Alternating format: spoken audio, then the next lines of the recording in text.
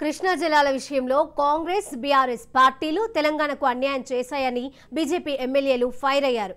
BRS అవినీతిపై CBI విచారణకు ఉన్న రేవంత్ రెడ్డి ఇప్పుడెందుకు మాట్లాడటం లేదని అన్నారు. ఆ రెండు పార్టీల మధ్య లోపాయికారి ఒప్పందం ఉందని ఆరోపించారు.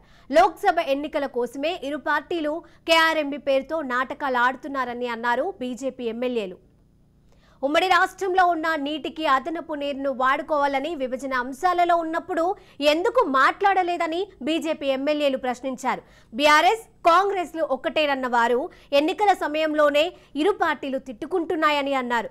రహస్య ఒప్పందాలు బయటపడకుండా ఉండేందుకు జాగ్రత్తలు తీసుకుంటున్నారని ఆరోపించారు. ఇరు పార్టీల తీరును అసెంబ్లీలో ఎండగడతామని బీజేపీ ఎమ్మెల్యేలు హెచ్చరించారు.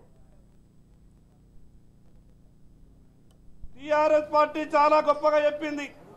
తెలంగాణ రాష్ట్రానికి చావు నోట్లో తలకాయ పెట్టి తెలంగాణ రాష్ట్రాన్ని సాధించినామని కేసీఆర్ గారు మాట్లాడితే, భవిష్యత్తు తెలంగాణకు ఏమేం కావాలో బిల్లులో అన్ని విషయాలు పొందుపరిచినాము.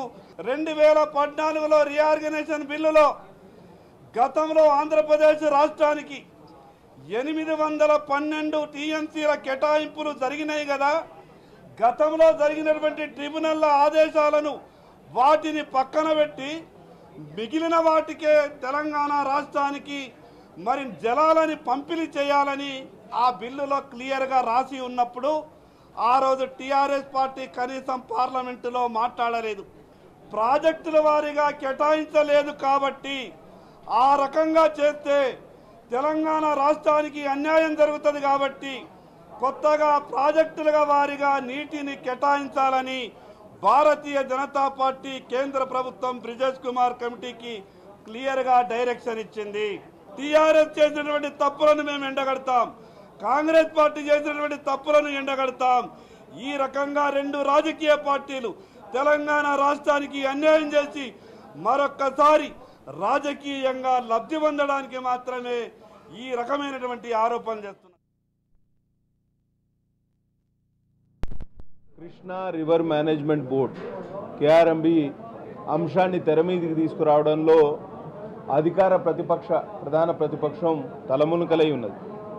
వీళ్ళు ఏం లేదు, ప్రజల్ని గుమ్రా చేయాలి, దారి తప్పించాలి, వాళ్ళ అటెన్షన్ డైవర్ట్ చేయాలనే దుర్బుద్ధితోటి దురాశతోటి కార్యాచరణ పూనుకున్నట్టే కనిపిస్తుంది. ఎందుకంటే పార్లమెంట్ ఎన్నికల్లో మోదీజీ గారి ప్రమజ్జనం సుస్పష్టంగా ఉన్నది. దాని నుంచి ప్రజల దృష్టిని మరల్చి అది TRS versus BRS versus Congress అనే ఒక హిడెన్ ఎజెండాతో ముందుకు పోతున్నారు. కాబట్టి దీన్ని ఎండగట్టే ప్రయత్నం చేస్తాం. అసెంబ్లీలో ప్రతి విషయం మీద ప్రభుత్వాన్ని, ఇటీవలే అధికార పక్షం నుంచి ప్రతిపక్షానికి బదిలీ అయిన బీఆర్ఎస్ను ఇద్దరిని ఎండగట్టే ప్రయత్నం చేస్తాం. తప్పకుండా వారు చేస్తున్న ఈ అటెన్షన్ డైవర్టింగ్ పాలిటిక్స్ ఏవైతే ఉన్నదో వాటిని ప్రజల ముందు ఉంచే ప్రయత్నం